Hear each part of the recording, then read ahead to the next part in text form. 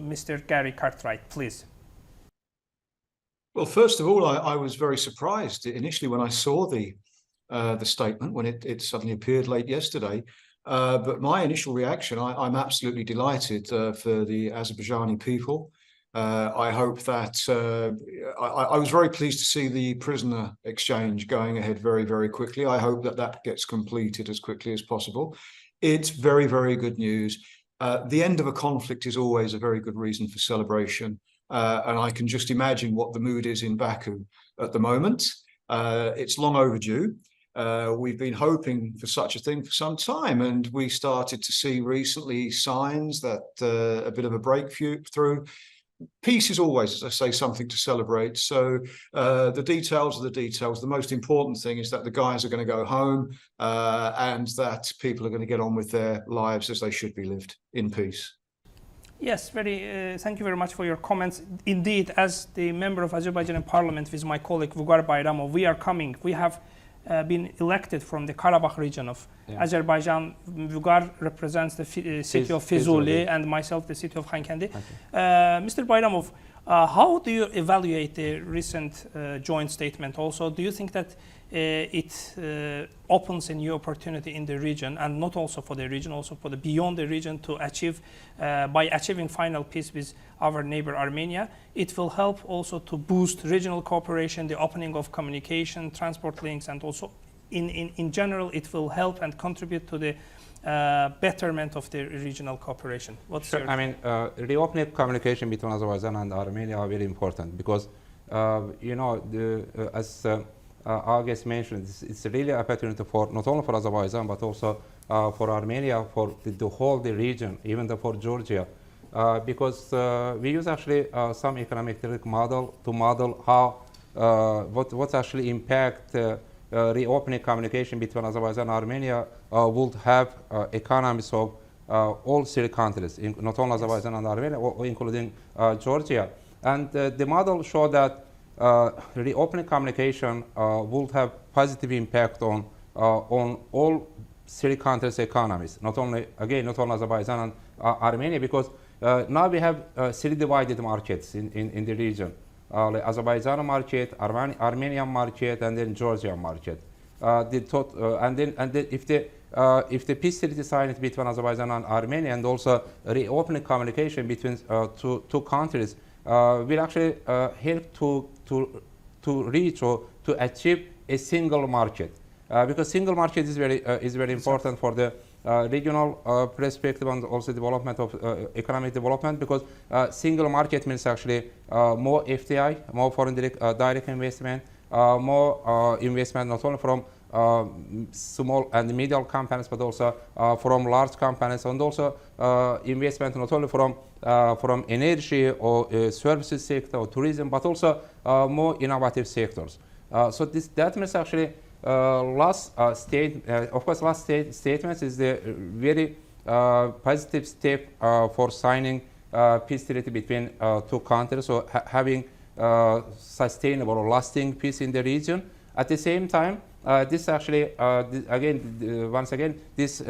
such a peace treaty, having the signing peace treaty between Azerbaijan and Armenia would have positive economic impact on the region. Of course, reopening communication means that opening like also communication between Azerbaijan and Nakhchivan through Zangezur, which is really important, having a Zangezur corridor, because Zangezur corridor again, it does not mean only opening communication between main part of Azerbaijan and also Nakhchivan, but also this is also important for all three countries, even the neighbors, because neighbors will also use the Zangezur corridor to import, to export, and the Zangezur corridor will be integrated to east-west corridor, which actually means that having the corridor and also using new communications, all three countries, even the neighbors, our neighbors, will be able to export more and to, of course, to have access to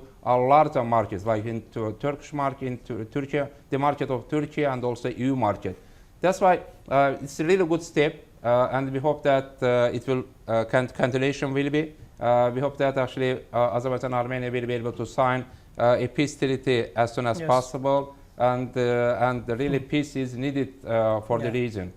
Peace is only let's say instrument for the region to make people better off, to develop society, because Armenia is also needed more economic, financial and economic support, because since the economic development is also is very important for Armenia, and then that's why actually Armenia has also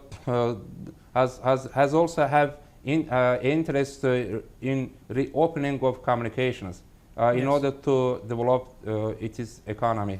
Absolutely good points, Mr. Bayramov, especially as you have mentioned, we had up until now 3 divided market in the South Caucasus, but after this new positive developments, it will unite the all markets in the South Caucasus, which will be very attractive also for the world business community, Because business circles. I mean, the European Union is the really good model Yes.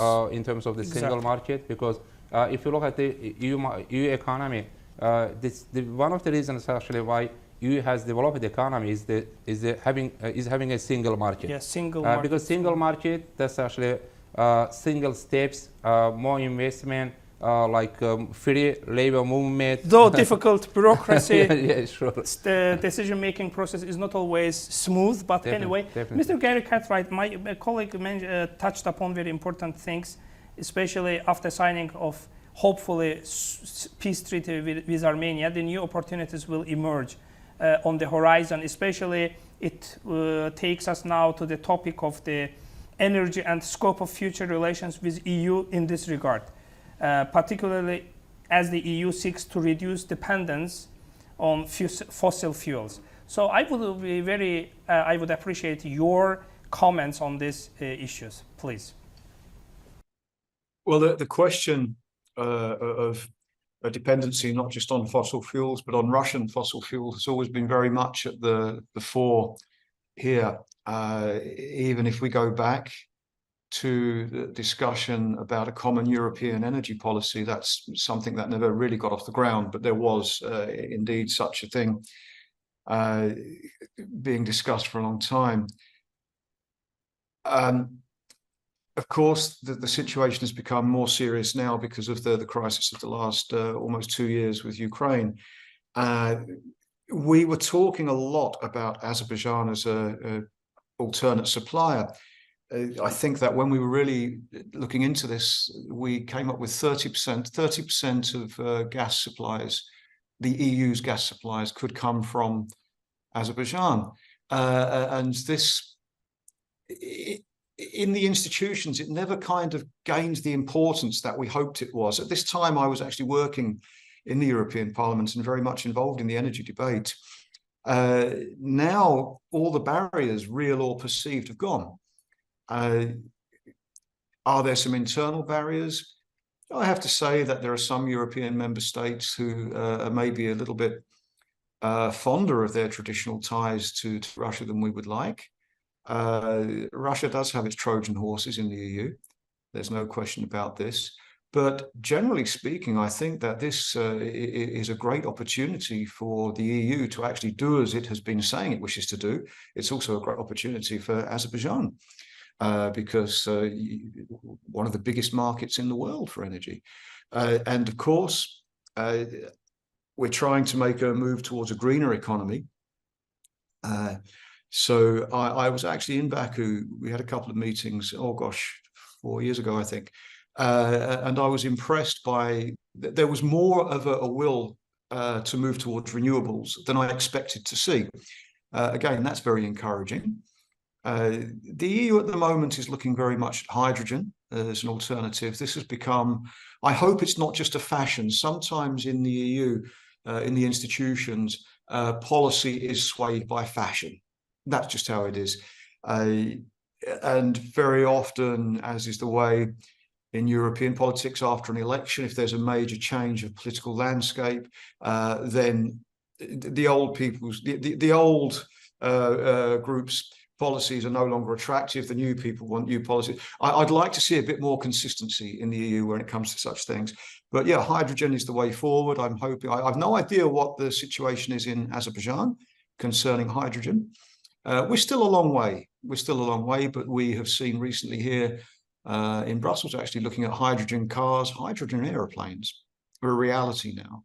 But we're a long way from seeing those on the roads. We're still trying to get the hang of electric. It takes a long time to make a transition, but that transition's happening. There must be no question about this. And what better time than to be a part of that supply chain? Yes, of course, transition is always very challenging. You have to adapt yourself, your economy, your system, your understanding, your perception. Even for the developed countries, for the EU, it will take some time, of course, to adapt itself, its economy to the new challenges. You have mentioned Azerbaijan. As Azerbaijan, of course, I will ask my colleague Vüqar also to comment on this. Azerbaijan has always stood firm and has always been very reliable partner, not only for the EU, for the different parts of the world. Now, Azerbaijan, after the crisis that EU is facing because of the war between Russia and Ukraine, or the West in general terms, of course, the role of Azerbaijan is becoming even more important. And my president, our president, the leadership of a country has always mentioned that Azerbaijan is ready to continue its cooperation, even despite of the challenges and problems that we are having with some institutions in the EU. In this case, I have to mention especially the European Parliament. Unfortunately, some members of the European Parliament are acting against this perception of that. Sometimes they confuse even topics, setting up so-called human rights issue vis-a-vis energy security or whatever it takes. So in this case, I would like to ask also Mr. Gary Cartwright mentioned very important aspects, green economy, renewables, which are very important also for the EU. So what's your take, Vüqar? Azerbaijan is paying special attention to developing sphere in green economy sector, also renewables. How the situation we are developing now? I mean, energy transition is an important, but at the same time it takes time. Yes. Because it's infrastructure takes time, and also lack of sources. It will take time. But of course, this is priority. In any case, Azerbaijan is supporting green economy, green energy, and Azerbaijan is going also to be one of the partners of EU in green energy cooperation. But as you, Turan mentioned, correctly mentioned that Azerbaijan is a reliable partner not only for EU but also for non-EU members. Yes. Because Azerbaijan has a great contribution to energy security of Georgia, Turkey. Even Azerbaijan has really great support to enhancing energy security in Ukraine. So we do, as the country, actually, we do try to enhance energy security in the region by exporting natural gas. And for EU, in terms of the energy cooperation between Azerbaijan and EU, last year Azerbaijan exported 11.4 BCM of natural gas to the European market. It's going to be expanded. It's going to be increased this year more than 12 BCM. And the commitment is to make double. By 2027, Azerbaijan will increase natural gas export to the European market by double. So that means actually in either 2026 or 2027, Azerbaijan will export more than 20 BCM of natural gas to European market. At the same time, of course, Azerbaijan exporting gas to Georgia, Turkey, and also we signed a cooperation with Moldova, through Romania. So the map is actually extended. What about renewables, green economy? Because after the liberation of Karabakh, we have a new sources, the new reservoir of energy to take from. Yeah, Azerbaijan has really great potential on the green economy and also renewable, in terms of renewable sources. And in Karabakh and also southern Zangezur, Azerbaijan will use only green energy.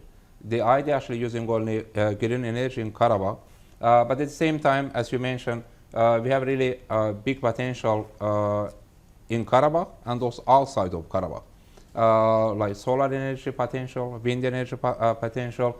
So that means actually we have also such a target to increase at least to make double green energy production or output by 2026. So that means actually we will be able to use more consumption from renewable sources. At the same time, Azerbaijan will be in the position to export green energy to European market, namely Romania and Hungary. Yes, here I would like to turn to Mr. Gary Cartwright. Gary, what do you think after the ending of the conflict again in the South Caucasus between Armenia and Azerbaijan, after having more stable region in the immediate, in the near neighborhood, not to say immediate neighborhood of EU, but in the vicinity of the European Union, do you think that a security concept of or energy concept of the European Union might be reconsidered? Because when we were having this conflict, this devastation for 30 years in the vicinity of the European Union, of course, there was a vision that EU has always seen this region a concern for security. But now we have conflict resolved. Yesterday, very important joint statement. I think that here, European Union, its officials, its think tanks, you know what I mean.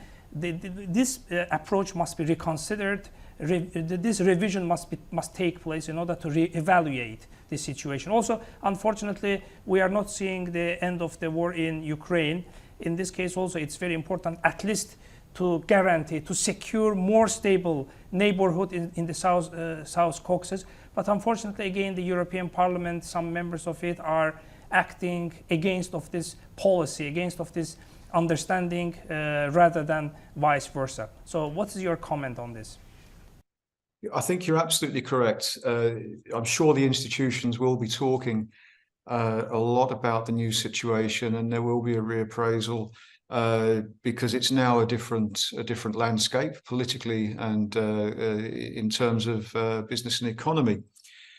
I wanted to touch upon the human rights issue. Yeah, human rights underpins everything in the EU, all policy, and nowhere more than when it comes to trade policy and when it comes to establishing, preferential terms. Yeah, human rights is everywhere. And one thing that I would, an observation that I would make is that when it comes to human rights, nobody wants to hear about people suffering or being treated badly or deprived of basic freedoms. But there are some things which the EU seems to hold sacrosanct, which I would not say are human rights. They're fashions, they're fads, and they don't take into account cultural differences. An example I would give: many countries, particularly those who may be Muslim countries, might find some of the so-called human rights when it comes to LGBT issues not really quite acceptable in their society. Absolutely. And well, actually, people, and I myself am a very conservative person in this area.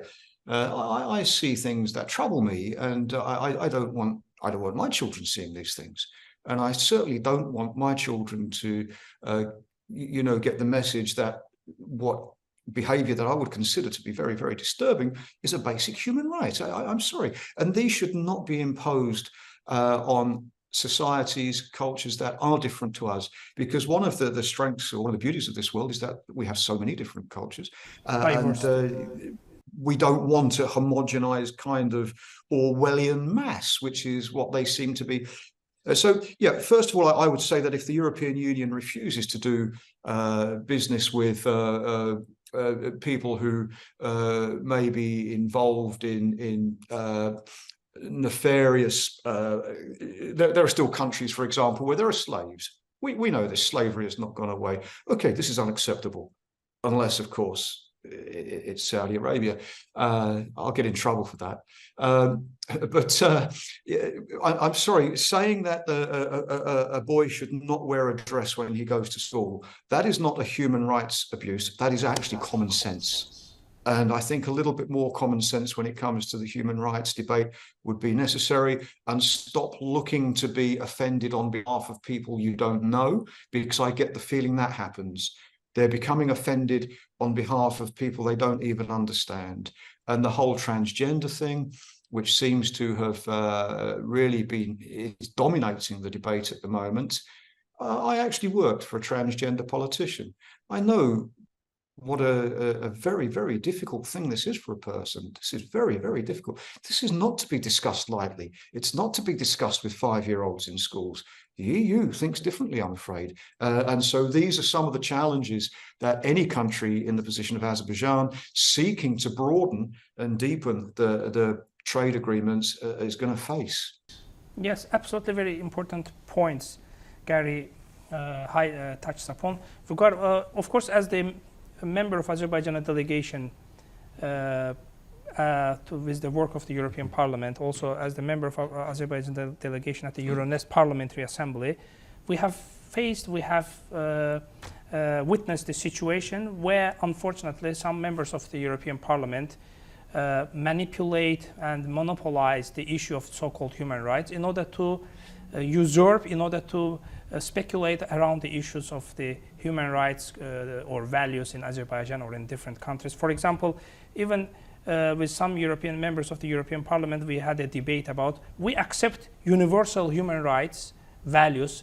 By the way, we signed the Universal Human Rights Declaration. But it doesn't mean that we have to take, for example, French values for granted, right? So that's why I would like to hear from you, what's your perception? Why so many members of the European Parliament, especially some European politicians, love to manipulate, to usurp, to monopolize the issue of the human rights in order to intrude into, in order to intervene into the internal affairs of different countries? Yeah, I mean, you correctly mentioned that each nation has its own value. Yeah. Azerbaijan has his or its own value, and we, of course, our value is very important for us. We protect our value, but of course, EU is the major trade partner of Azerbaijan. Yes. More than half of the total trade turnover of Azerbaijan belongs to EU. At the same time, more than 65% of total Azerbaijan export is with EU. At the same, but we have the cooperation between Azerbaijan and the EU is not only on energy sector, but also non-energy sector, non-oil sector, because one of the European countries, the top 5 of Azerbaijan non-oil exporting countries. So we, of course, Azerbaijan prefer deepening and also increasing relations with the EU, because again, it is the major partner. European market is the biggest market. Yes. In terms of the number of consumers, and of course, but at the same time, unfortunately, we see some like based statements also by the European Parliament. We have also a joint meeting at the European Parliament, and also even the energy security in the Energy Security Committee. The unfortunate actually discussion was not like more than other issue rather than energy security. Yeah. But the point is that actually I believe actually members of the European Parliament, they should actually appreciate the role of Azerbaijan in terms of the energy diversification of the EU in Europe, and also support to Ukraine, because Azerbaijan also again has a role in the energy diversification or enhancing energy security of Ukraine.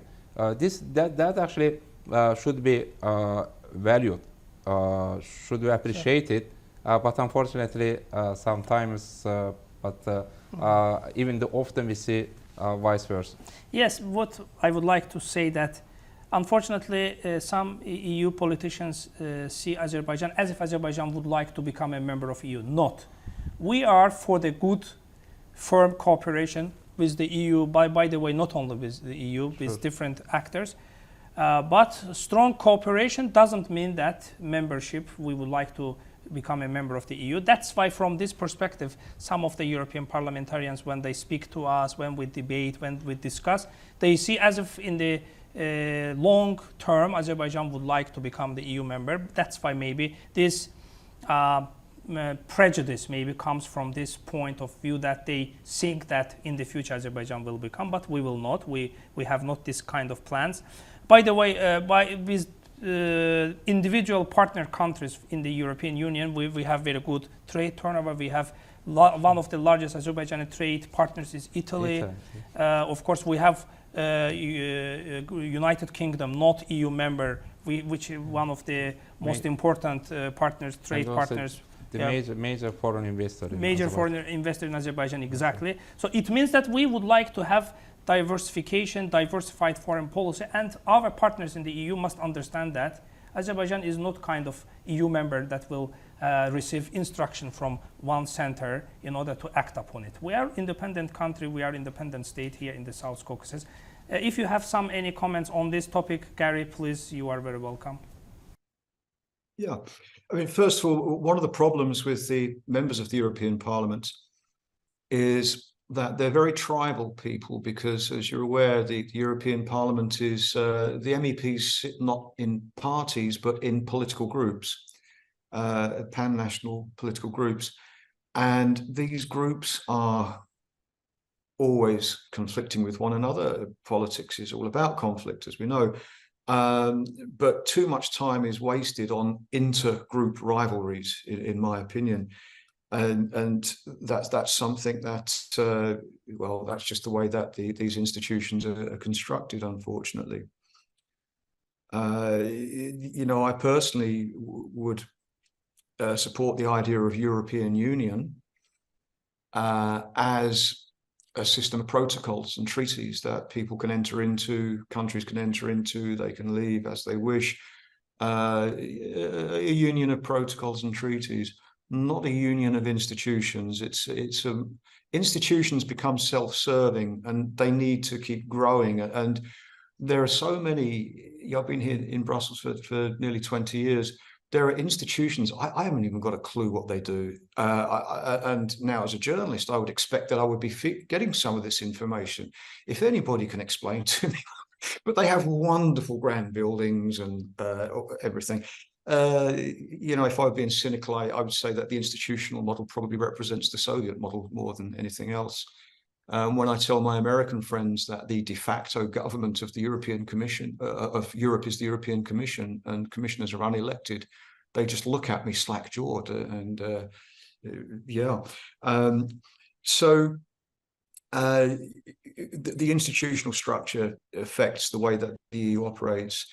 The rivalry between the institutions, the European Parliament has a lot more oversight now over policy and can actually block policy. Now, this is only a relatively new thing, and the European Commission begrudges this. They do not like this at all. They've never liked this. So these, I think, the problems that we have to address to move on with the EU, but I don't see any will to do that. It's bloated. A director general, for example, I'm going into sort of internal EU politics here, is maybe judged not on his performance, but on the number of staff he has. The more staff you have, the bigger the man you are. Well, if the results happen, then they happen. They don't. There's even some speculation at the moment, you mentioned the Green Deal, whether this is going to progress beyond the next elections next year. It seems to have run into the doldrums, as everything does. And I could give you so many Millennium Development Goals, Lisbon 2020, the European Energy Policy, which I mentioned, the Common European Defence Force. They come and then there's a change of administration and they're forgotten. This is, in my opinion, a very poorly constructed union. But it's better than what we had before there was a European Union, of course. You don't need me to explain to you the many centuries of problems that we had, which we no longer have, thank goodness. So that's one of the problems that Azerbaijan faces, as anybody does. Well, first of all, the human rights issues, then, of course, the group structure. The other one, of course, particularly with Azerbaijan, and funny enough, we were discussing this in the parliament yesterday, Armenian lobbying. Yes. This has been quite prominent. It's been very well funded. It's been funded through civil society groups that have been created with the express purpose of lobbying against Azerbaijan. We have found, or so to say, I have found, very strong links with key characters in these lobbying activities and other organized crime groups that are operating through fake NGOs and through friendship groups in the institutions. It sounds incredible to believe, but there's absolute clear evidence of this. In fact, the Armenian lobbyists, there is an EU-Armenia Friendship Society, I think it's called Friendship Association, which is part of a wider group of Armenian groups. It's funded by a gentleman by the name of Kasper Karmapatian, I think is the correct pronunciation, a name that you may know. Yes. This group I can link to Mukhtar Ablyazov, Open Dialogue Foundation, fake NGOs set up to look after crime syndicates. Eva Kaili from Qatargate, can link her to the Armenian group. I can link her to the Kazakh organized crime syndicate. It's and these organizations, they're successful because they know how to seduce politicians. It's a minority of MEPs. I've got to tell you, it's a minority of MEPs. Really, I've been in there since 2004, and I tend to see most things that go on. But, you know, on the behest of Eva Kaili, one fairly prominent German MEP was trying to get the Schengen visas for Azerbaijani diplomats cancelled. I mean, of what interest that was to her, I've absolutely no idea. That did not relate to any of her parliamentary work or any of her life, but one can only speculate as to why she took those actions. And her subsequent actions, which mean that she's still in jail now, may tell us something about the lady. I say she's not been found guilty in a court at the moment, so we can't say too much, but it's not looking very good. But again, when you look at her, when you look at the Armenian lobby, you will see this little this cluster of friendship groups that can freely operate in the institutions. Now, if you're an NGO or a consultancy, very strict rules you have to follow, very strict rules. And these have become stronger and stronger with every passing legislature because they're aware of the problems. But friendship groups, they can operate freely and with impunity. And the most important thing, of course, is that they do not need to record any financial implications in some of these. For example, if an Armenian friendship group were to take a group of MEPs on a very, very comfortable trip to Armenia, the politicians themselves are required to declare any gifts they may receive, but what happens in Armenia stays in Armenia. And this is the reality. It's not a purely EU problem. It's the same the world over. It's the same in Britain, certainly, but maybe not so bad. So yes, these are the problems. I went on a little bit too long, but just trying to explain some of the problems that are there. And the problem, you know, I've been critical of the institutions. Once these problems exist, the problems themselves become institutionalized. Very interesting. Yes, you are absolutely right. We do hope that, again, after yesterday's joint statement by the Prime Minister's Office and Presidential Administration Office in Azerbaijan, Armenian diaspora and the like-minded, destructive, non-pragmatic groups will not be able to meddle into the affairs of both countries, and we will finally achieve the result. But what we can do, Armenian diaspora organizations, they are very well organized, very strong. But when it comes to, for example,